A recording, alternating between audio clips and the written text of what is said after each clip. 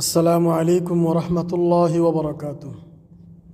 বন্ধুরা সবাই কেমন আছেন? ভালো আছেন? সূরা হজ্জের দ্বিতীয় আয়াতের অর্থ বলতেছি ইনশাআল্লাহ, সবাই দোয়া করবেন। বিসমিল্লাহির রহমানির রহিম। ইয়াউমা তারাউনাহা তাযহালু কুল্লু মুরদিআতিন আম্মা আরদাআত ওয়া তাদাউ কুল্লু যাতি হামলিন হামলাহা وترى الناس سكارى وما هم بسكارى ولكن عذاب الله شديد।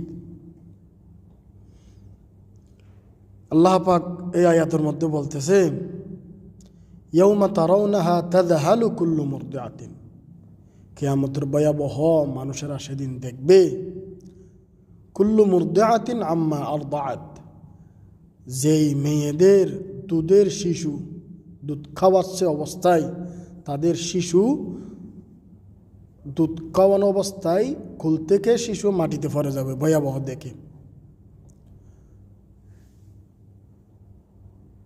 হামলিন হামলাহা, আবার প্রেগনেন্ট অবস্থার মহিলা, গর্ভ অবস্থার মহিলারা নিজের পেটের কাঁচা বাচ্চা মাটির মধ্যে পড়ে যাবে ভয়াবহ দেখে।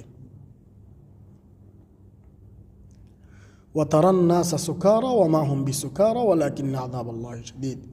এখানের মধ্যে আল্লাহ বলতেছে, মানুষদেরকে দেখা যাবে তারা মাতাল অবস্থায় ঘুরতেছে, অর্থাৎ মানুষ মদ খেয়ে যেভাবে মাতাল অবস্থায় ঘুরে সেরকম সবাই মাতাল অবস্থায় দেখা যাবে। আসলে কিন্তু তারা মাতাল না, তারা নেশাগ্রস্ত হয় নাই, কিন্তু দেখতে দেখা যাবে তারা মাতাল হয়ে গেছে। এত কঠিন আযাবের ভয়াবহ।